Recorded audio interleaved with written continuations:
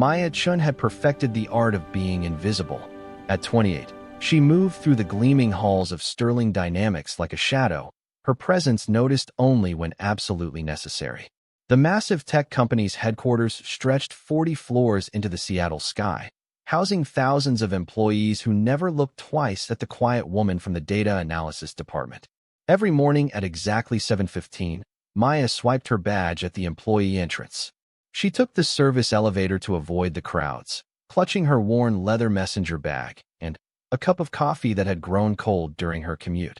Her desk sat in the furthest corner of the 32nd floor, tucked behind a pillar where the fluorescent lights flickered intermittently.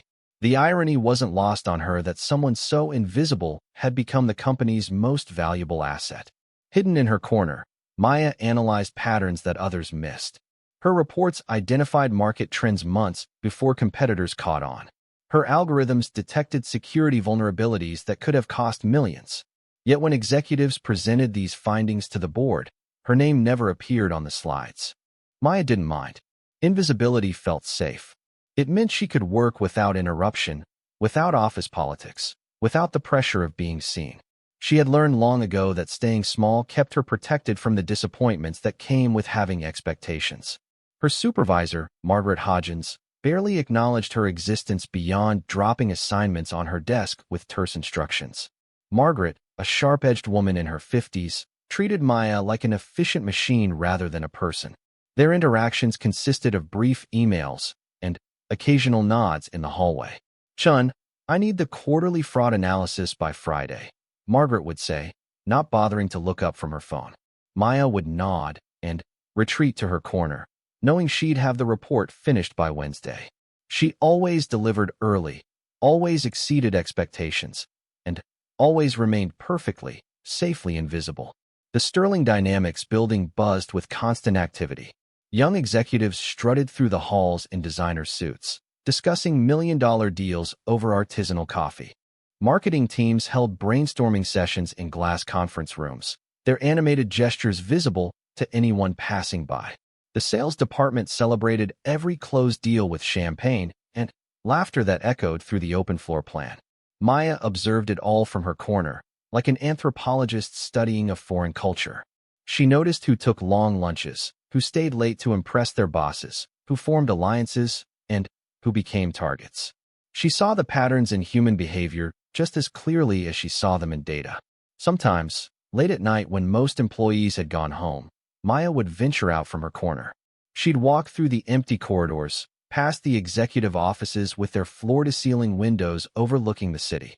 She'd stand in the main lobby, surrounded by awards and accolades that celebrated Sterling Dynamics' success, knowing that her work had contributed to many of those achievements. But recognition wasn't what Maya sought. She had convinced herself that she preferred the shadows, where expectations were low and disappointment was rare. She had built a life around being overlooked, and it felt safer than risking the alternative. Maya's apartment reflected her desire for invisibility. The small studio in a nondescript building had beige walls and minimal furniture. She owned exactly what she needed and nothing more. No photographs decorated the walls. No colorful artwork brightened the space. Even her clothes followed the same principle of camouflage, neutral colors, conservative cuts, nothing that would draw attention. Her weekends followed a predictable routine. Saturday mornings at the neighborhood library, reading technical journals and industry reports. Saturday afternoons at the small grocery store where she bought enough food for exactly 1 week. Sunday was reserved for laundry and meal preparation, ensuring the coming week would run smoothly without any unexpected disruptions. Maya had no close friends, no romantic relationships, no social obligations that might require her to step out of her carefully constructed invisibility. She told herself this was by choice, that she valued solitude and independence. The truth, buried deep beneath layers of self-protection, was more complicated. At work, Maya's invisibility reached almost supernatural levels. She could slip into meetings unnoticed, sitting in the back corner while executives debated strategies. She absorbed information like a sponge, understanding not just what was said but what wasn't said, reading the subtle dynamics between powerful people who believed they were unobserved. During one particularly heated board meeting about a potential acquisition, Maya watched from her corner seat as the executives argued over projections and risk assessments. She had run the numbers 3 different ways and knew the deal would be profitable, but only if they negotiated specific concessions that no one had mentioned. She drafted a detailed analysis during the meeting, outlining exactly what needed to happen for success. After the meeting, Maya approached Margaret's assistant and quietly handed over the report. Within an hour, the analysis had reached the boardroom. The executives implemented every recommendation Maya had suggested, and the acquisition became one of Sterling Dynamics' most successful ventures of the year. Maya's name appeared nowhere in the subsequent press releases or internal communications. She remained invisible, and she told herself that was exactly how she preferred it. But even the most carefully constructed invisibility has cracks, and Maya's began to show during the company's annual performance review cycle. Margaret called her into the cramped office for their scheduled 15-minute meeting, the same duration allocated to every employee regardless of their contribution. "Your work is adequate, Chun," Margaret said, not looking up from the standard evaluation form. "No complaints from the executives. You meet your deadlines." Adequate. The word stung more than Maya expected. 3 years of identifying million-dollar opportunities, preventing security disasters, and providing insights that kept Sterling Dynamics ahead of their competition, and she was adequate. "I've been thinking," Maya said quietly, surprising herself with the sound of her own voice, "about the Morrison account analysis I submitted last month. The patterns I identified could apply to other clients if we expanded the algorithm." Margaret finally looked up, her expression suggesting Maya had spoken in a foreign language. "That's not really your area, Chun. Stay focused on your assigned tasks." Maya nodded and retreated to her corner, but something had shifted. The crack in her invisibility had widened just enough to let in a sliver of dissatisfaction. That evening, Maya stayed late in the office, ostensibly to finish a routine report, but actually to think. The building grew quiet around her, the constant hum of conversation and keyboard clicks fading into silence. She found herself standing by the windows, looking out at the city lights below. For the first time in years, Maya wondered what would happen if she stepped out of the shadows. The thought terrified and intrigued her in equal measure. She had spent so long perfecting her invisibility that she wasn't sure she remembered how to be seen. A security guard making his rounds nodded at her as he passed. "Working late again, miss?" Maya started, realizing that even the security staff noticed her presence more than her own supervisor did. "Just finishing up," she replied. The guard smiled. "You're here more than some of the executives. They should give you one of those fancy offices upstairs." The comment was meant to be friendly, but it highlighted everything Maya had been trying not to think about. She had become so invisible that a security guard's casual observation felt like a revelation. Maya returned to her desk and opened a new document on her computer. She began typing, not a report or analysis, but something entirely different. Ideas for process improvements, suggestions for new revenue streams, innovations that could revolutionize how Sterling Dynamics approached data analysis. She wrote for 2 hours, her fingers flying across the keyboard as thoughts poured out. When she finished, Maya stared at the 15-page document she had created. It represented everything she had observed, learned, and imagined during her 3 years of invisibility. The proposals were bold, innovative, and potentially game-changing for the company. She saved the file and closed her laptop, knowing she would probably never send it to anyone. Maya Chun remained invisible by choice, even when that choice no longer felt like protection, but like a prison she had built for herself. The next morning brought the announcement that would change everything. Sterling Dynamics had a new CEO, and he was nothing like anyone expected. Alexander Sterling, the 35-year-old grandson of the company's founder, had returned from 5 years of traveling the world, learning from startups, and studying unconventional business practices. The company buzzed with nervous energy as employees speculated about what changes the new leadership might bring. Maya watched from her corner as executives hurried past, their expressions tense with uncertainty. Change, in Maya's experience, was rarely good for people like her. But Alexander Sterling was already proving to be different from the executives who had run the company for decades. His first memo to all employees was unusually direct and personal. He explained his vision for Sterling Dynamics, emphasizing innovation, collaboration, and the value of every employee's contribution. Most surprising of all, he announced that he would spend his first month meeting with employees from every department at every level. Maya read the memo twice, her heart rate increasing with each word. A CEO who wanted to meet with everyone meant her invisibility might not protect her much longer. The thought of sitting across from Alexander Sterling, trying to explain her role and her value, filled her with dread. Alexander Sterling arrived at Sterling Dynamics headquarters on a rainy Tuesday morning, carrying nothing but a worn leather backpack and wearing jeans that cost more than Maya's monthly rent. Word spread through the building like wildfire as employees caught glimpses of the new CEO taking the regular elevator instead of the executive one, stopping to chat with maintenance staff, and asking security guards about their families. Maya watched the commotion from her corner desk, noting how different Alexander appeared from the previous executives. Where they had worn expensive suits like armor, he dressed casually but with an unmistakable air of confidence. Where they had moved through the building surrounded by assistants and yes men, he walked alone, observing everything with sharp, intelligent eyes. The rumors about Alexander Sterling had circulated for weeks before his arrival. Some said he had spent 5 years in Silicon Valley, learning from tech startups that revolutionized entire industries overnight. Others claimed he had traveled through developing countries, studying businesses that succeeded despite having limited resources. A few whispered that he had deliberately stayed away from the family company until he felt ready to transform it completely. What everyone agreed on was that Alexander Sterling was nothing like his grandfather, the company's legendary founder, or his father, who had run Sterling Dynamics for 2 decades before his retirement. He was young, unconventional, and rumored to have ideas that would shake up everything about how the company operated. Maya's department received notice that Alexander would visit them on Thursday afternoon. Margaret spent 2 days in a panic, reorganizing files, rehearsing presentations, and coaching her team on what to say if the new CEO asked them questions. She distributed talking points and warned everyone to stay professional and positive. Whatever you do, don't mention any problems or complaints, Margaret instructed during an emergency team meeting. We want to show Mr. Sterling that data analysis runs smoothly and efficiently.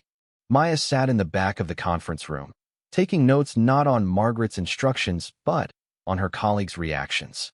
She could see the stress in their faces, the way they shifted nervously in their seats. Everyone was afraid of saying the wrong thing, of somehow damaging their careers during what should have been a routine introduction. The irony wasn't lost on Maya that her invisibility might actually be an advantage. While her colleagues worried about making good impressions, she could simply fade into the background and avoid any interaction at all. It was a strategy that had served her well for 3 years, and she saw no reason to change it now. But Alexander Sterling had other plans. Thursday afternoon arrived with the weight of anticipation that had been building all week. Maya arranged her desk to look busy but not too busy, important but not too important. She practiced the art of engaged invisibility, looking like she belonged in the meeting while remaining completely forgettable. Alexander entered the data analysis department with only one assistant, a sharp-dressed woman who took notes but said nothing. He moved through the office space with genuine curiosity, asking questions about the work being done, the systems being used, and the challenges the team faced. Margaret led him on a carefully orchestrated tour, highlighting their most successful projects and glossing over any difficulties. She introduced team members by name and role, each one delivering a brief, rehearsed summary of their responsibilities. Maya watched from her corner as Alexander spoke with each of her colleagues. He didn't just shake hands and move on. He asked follow-up questions, showed genuine interest in their answers, and seemed to remember details from previous conversations with other employees. This wasn't a superficial meet and greet. It was a serious attempt to understand how the company actually functioned. And this is Maya Chun, one of our data analysts, Margaret said when they finally reached Maya's corner. Her tone was perfectly neutral, giving no indication that Maya was anything special or particularly noteworthy. Alexander extended his hand, and Maya found herself looking directly into eyes that seemed to see everything. Maya, nice to meet you. What kind of analysis do you work on? The question was simple, but Maya felt unprepared for the intensity of his attention.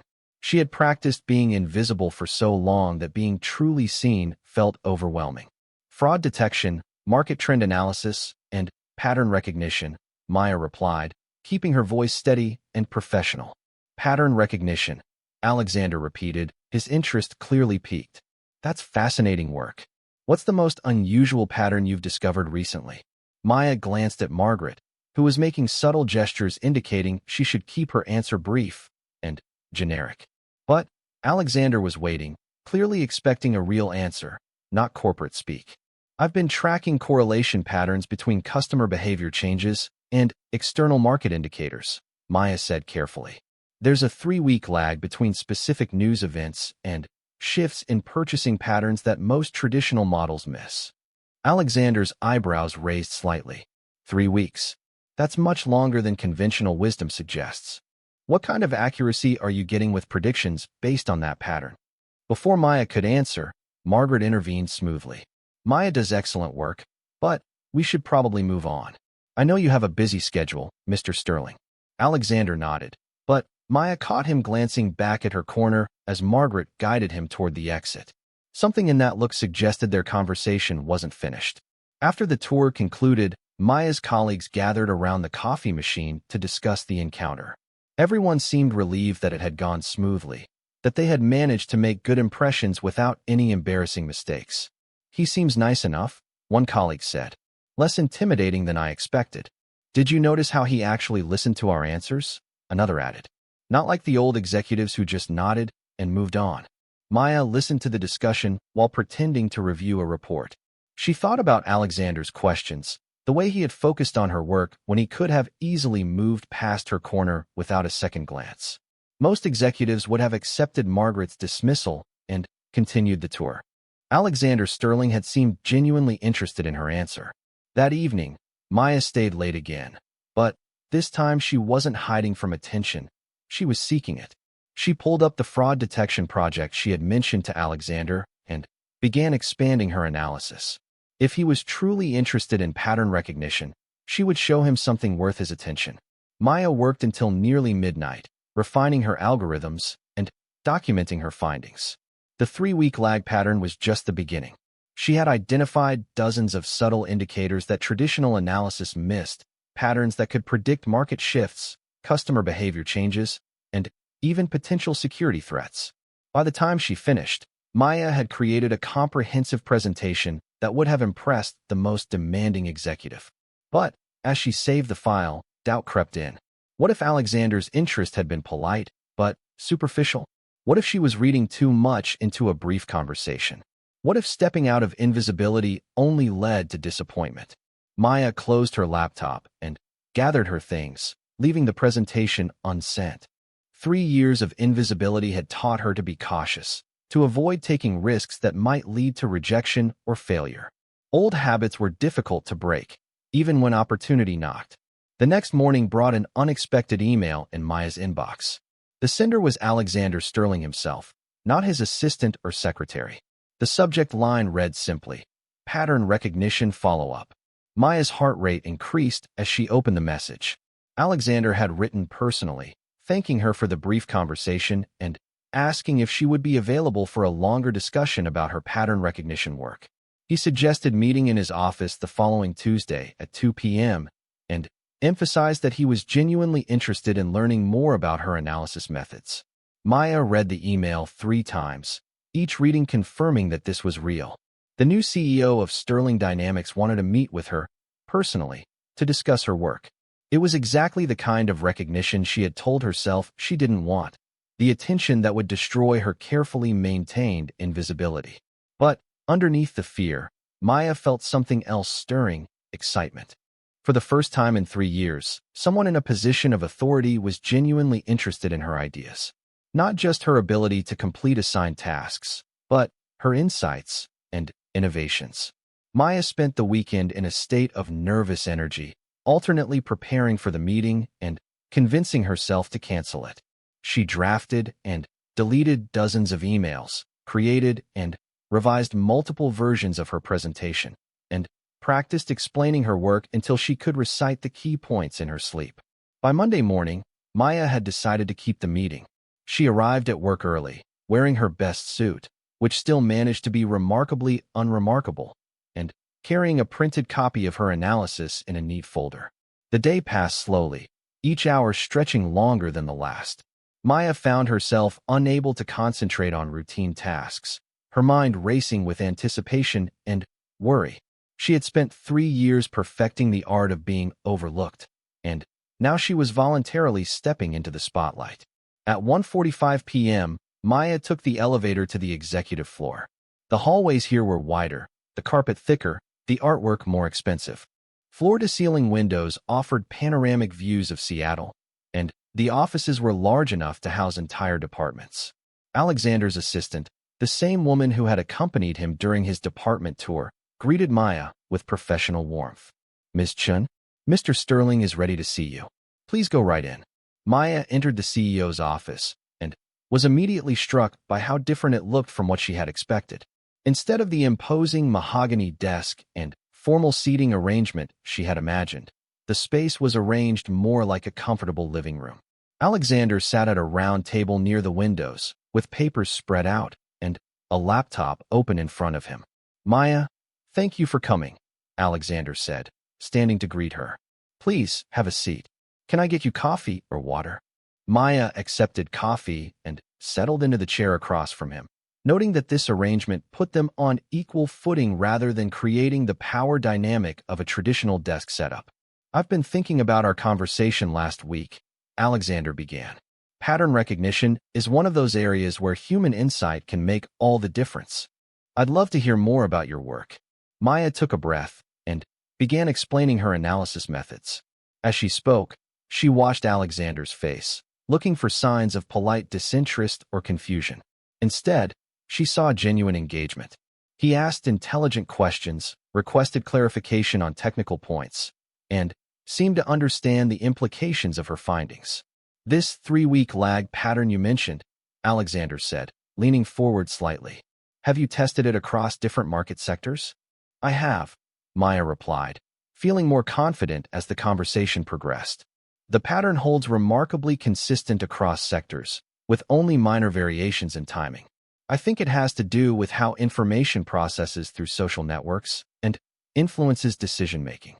Alexander nodded thoughtfully. "That makes sense. People need time to discuss new information with friends and family to see how others are reacting before they change their own behavior." "Exactly," Maya said, surprised by how quickly he grasped concepts that had taken her months to develop. Traditional models assume people react immediately to new information, but human psychology is much more complex. They talked for over an hour, diving deep into technical details, exploring potential applications, and discussing the broader implications of Maya's work. Alexander asked about her background, her education, and how she had developed her analytical approach. He seemed genuinely interested in understanding not just what she had discovered, but how she thought about problems. As the meeting drew to a close, Alexander leaned back in his chair and smiled. "Maya, this has been one of the most interesting conversations I've had since joining the company. Your work has incredible potential, and I think we're underutilizing your talents." Maya felt a flush of pride mixed with anxiety. Recognition was what she had secretly wanted, but it also meant increased visibility and higher expectations. "I'd like to propose something," Alexander continued. "I'm putting together a special projects team to work on innovation initiatives. Would you be interested in joining? It would mean working directly on strategic analysis, having access to company-wide data, and presenting findings to the executive team." The offer was everything Maya had never allowed herself to dream of. It was also everything that terrified her about stepping out of invisibility. Success would bring pressure and scrutiny. Failure would be public and humiliating. Maya spent 3 sleepless nights weighing Alexander's offer, her mind cycling through endless scenarios of success and failure. She drafted acceptance emails and resignation letters, created pro and con lists, and found herself staring at the ceiling at 2 in the morning, wondering if she was brave enough to abandon the safety of invisibility. On Thursday morning, Maya arrived at work to find her routine disrupted by an unexpected crisis. The company's main fraud detection system had flagged thousands of potentially suspicious transactions overnight, creating chaos in the customer service department as legitimate customers found their accounts frozen and their purchases declined. Margaret burst into the office at 8:30, her usually perfect hair disheveled, and her face flushed with stress. "Emergency meeting, everyone," she announced. "We have a major system malfunction, and the executives are demanding answers." Maya watched from her corner as her colleagues scrambled to understand what had gone wrong. The fraud detection algorithms that the company had relied on for 2 years were suddenly seeing threats everywhere, triggering false positives at an unprecedented rate. "The pattern recognition models are completely confused," one of Maya's colleagues explained during the emergency briefing. "It's like something fundamental changed in the data environment overnight." Maya listened to the discussion with growing recognition. She had seen this exact scenario in her analysis 3 weeks earlier, when she had noticed unusual correlation patterns between news events and customer behavior. A major technology conference had ended yesterday, featuring discussions about new payment methods and digital security threats. The timing wasn't coincidental. "I might know what's happening," Maya said quietly, her voice barely audible above the panicked chatter of her colleagues. Margaret looked at her with surprise and mild irritation. "Chun, we don't have time for theories. We need solutions." But Maya was already pulling up her analysis from the previous month, the work she had been too afraid to submit because it challenged conventional wisdom about how quickly people responded to news events. The 3-week lag pattern she had identified wasn't just about purchasing behavior. It applied to security awareness as well. "The fraud detection system is reacting to changes in customer behavior that started 3 weeks ago," Maya explained, her confidence growing as she spoke. "When people hear about new security threats, they don't change their habits immediately. But after about 3 weeks, they start using different payment methods, shopping at different times, and making purchases in different patterns. Our algorithms interpret these changes as suspicious behavior." Margaret and the rest of the team stared at Maya as if she had suddenly materialized from thin air. For 3 years, she had been the quiet person in the corner who completed assignments without comment. Now she was offering insights that could solve a company-wide crisis. "That's actually possible," one of the senior analysts said slowly. The conference coverage did focus heavily on payment security vulnerabilities. People might be changing their habits in response. Maya's fingers flew across her keyboard, pulling up data visualizations that supported her theory.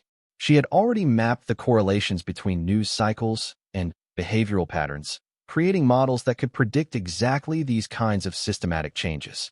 "If I'm right," Maya continued, "we can adjust the algorithm parameters to account for the behavior shift. Instead of flagging the changes as suspicious, we can treat them as a new normal baseline."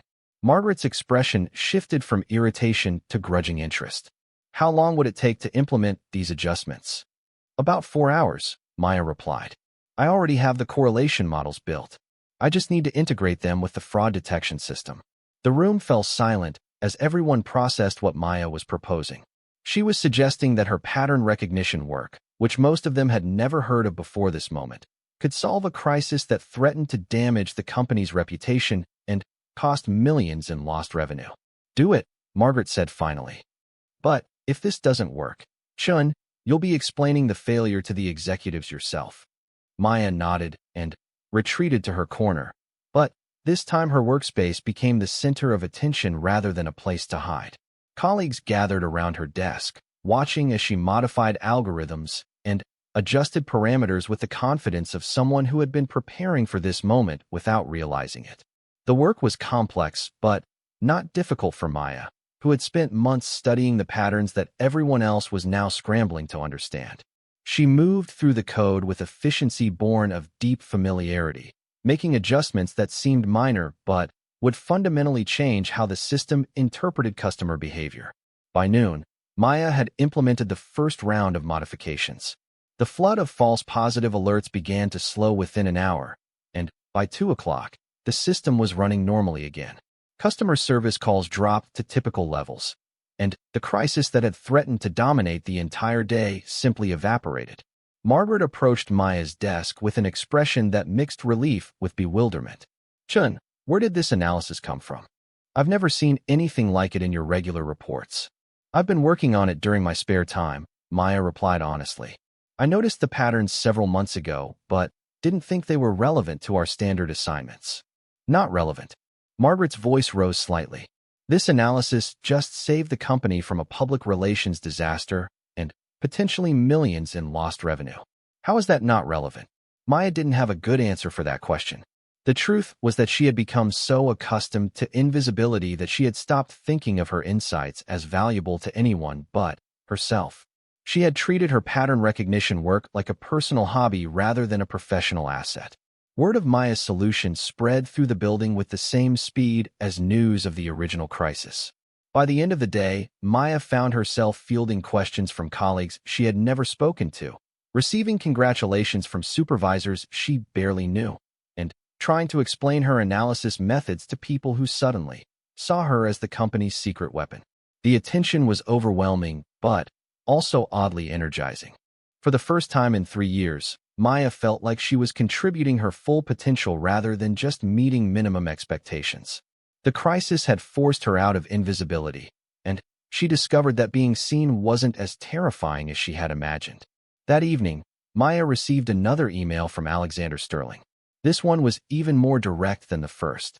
"Maya, I heard about your work on today's fraud detection crisis. Brilliant analysis and execution. I'm more convinced than ever that you belong on the special projects team. Let's talk tomorrow. My schedule is completely flexible for you." Maya read the message twice, then looked around her empty apartment. The beige walls and minimal furniture suddenly felt like symbols of a life spent hiding rather than living. She had built this space to be invisible, unremarkable, safe from disappointment. But today had shown her that safety might be overrated. The next morning, Maya arrived at work wearing a red blazer she had bought years earlier, but never had the courage to wear. It wasn't a dramatic change, but the color made her feel visible in a way that was both frightening and exhilarating. Her colleagues noticed immediately. "Maya, you look different," one of them commented. "That's a great color on you." The compliment was simple, but it highlighted how much Maya's presence had changed overnight. She was no longer the invisible woman in the corner. She was the person who had solved a major crisis, who had insights that others valued, who deserved to be seen. Maya's meeting with Alexander was scheduled for 10 o'clock. This time, she didn't spend the morning in nervous preparation. Instead, she worked on refining her pattern recognition models, building on the success of the fraud detection fix to identify other potential applications. When she entered Alexander's office, he greeted her with a smile that seemed genuinely pleased rather than merely polite. "Maya, congratulations on yesterday's work," Alexander said as they settled at his informal conference table. "I've been in business for over a decade, and I've rarely seen someone solve a complex problem so quickly and effectively." "Thank you," Maya replied, accepting the compliment without the usual deflection she would have offered in the past. "I have to ask," Alexander continued, "why haven't we been utilizing your analytical capabilities more fully? Your personnel file shows standard performance reviews, but yesterday's work suggests capabilities far beyond your current role." Maya considered her answer carefully. She could blame Margaret for not recognizing her potential, or the company culture for not encouraging innovation. But the truth was more complicated and more personal. "I think I've been hiding," Maya said finally. "Not intentionally, but I became comfortable with being overlooked. It felt safer than risking failure or disappointment." Alexander nodded thoughtfully. "I understand that impulse. But hiding exceptional talent doesn't just limit your own potential. It limits what the entire organization can achieve." "I'm beginning to realize that," Maya admitted. "Yesterday showed me what's possible when I actually contribute everything I'm capable of." "Good," Alexander said, "because I have a proposition that will require all of your capabilities and then some." Alexander explained his vision for Sterling Dynamics transformation. He wanted to move the company beyond its traditional focus on steady, incremental growth toward becoming an innovation leader in their industry. The special projects team would be responsible for identifying opportunities that others missed, developing strategies that gave the company competitive advantages, and solving problems that seemed impossible. Your pattern recognition work could be the foundation for everything we're trying to build, Alexander said. But I need someone who's willing to step fully into their potential, to take risks, to be visible even when that feels uncomfortable. Maya looked out the floor-to-ceiling windows at the city beyond, thinking about the 3 years she had spent watching life happen from the safety of her corner. She thought about the fraud detection crisis and how satisfying it had felt to solve a real problem with meaningful impact. She thought about the red blazer she was wearing and how different it felt to be seen as someone valuable. "I accept your offer," Maya said, the words coming out with more confidence than she felt. Alexander's smile was immediate and genuine. "Excellent. Welcome to the team, Maya. Your first project will be analyzing our market position across all divisions and identifying opportunities that our competitors are missing." "When do you need the analysis completed?" Maya asked. "There's no deadline," Alexander replied. "I want your best work, not your fastest work. Take the time you need to do something extraordinary." As Maya left Alexander's office, she realized that her transformation from invisible to indispensable was complete. She was no longer the overlooked analyst hiding in the corner of the data department. She was a strategic asset, a problem solver, a person whose insights could shape the future of Sterling Dynamics. The change was both exhilarating and terrifying. Maya had spent 3 years perfecting the art of being invisible, and now she had to learn an entirely different skill set. She had to become comfortable with attention, confident in her abilities, and willing to take risks that might lead to failure as well as success. But as Maya returned to her corner desk to begin packing her belongings for the move to the special projects team, she felt something she hadn't experienced in years: excitement about the future. She was no longer hiding from her potential. She was finally ready to embrace it. Maya's colleagues watched with a mixture of surprise and admiration as she cleared out her corner workspace. The woman who had been invisible for 3 years was suddenly the most talked-about person in the department. "I always knew Maya was smart," one colleague whispered to another. "But I had no idea she was this smart." Maya heard the comment and smiled. She had been smart all along. She had just been too afraid to let anyone see it. But fear, she was learning, was a poor foundation for a career or a life. As Maya packed the last of her personal belongings, she took one final look at her corner desk. The space that had felt like protection now seemed like a prison she had built for herself. She was leaving behind not just a physical location, but an entire identity based on avoiding risk and recognition. The special projects office was on the 38th floor, 6 floors higher than her old desk, and worlds away from the safety of invisibility. Maya's new workspace had floor-to-ceiling windows, state-of-the-art technology, and, most importantly, a direct line of communication to the executive team. There would be no more hiding behind pillars or taking service elevators to avoid attention. Maya Chun was finally fully visible, and she was discovering that being seen wasn't something to fear, it was something to embrace.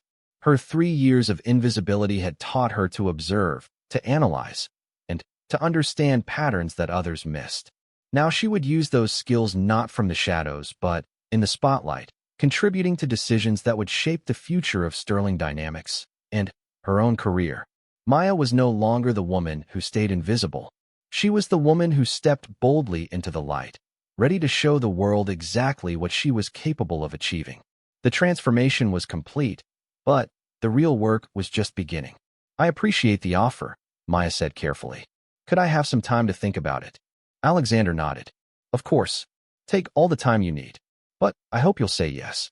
Sterling Dynamics needs people who can see patterns that others miss. And you clearly have that gift." As Maya rode the elevator back to her floor, she realized that her 3 years of invisibility were ending whether she chose to accept Alexander's offer or not. He had seen her work, recognized her value, and would likely keep an eye on her contributions going forward. The question was no longer whether Maya Chun would remain invisible. The question was what she would do with her newfound visibility, and whether she was brave enough to embrace the opportunities and risks that came with being truly seen. Maya returned to her corner desk, but for the first time in 3 years, the space felt small rather than safe. She looked around the data analysis department with new eyes, seeing not just a place to hide, but a launching pad for something bigger. Change was coming, whether she was ready for it or not. The only choice left was how she would navigate the transformation from invisible to indispensable. She spent the rest of the day creating contingency plans. Maybe she could schedule vacation time during his visits to her department. Maybe she could work from home for a few weeks. Maybe she could find a way to remain invisible even when someone was actively looking for her. But, deep down, Maya knew that her carefully constructed world of shadows was about to be illuminated, whether she was ready for it or not. The question wasn't whether Alexander Sterling would notice her. It was what would happen when her invisibility finally failed.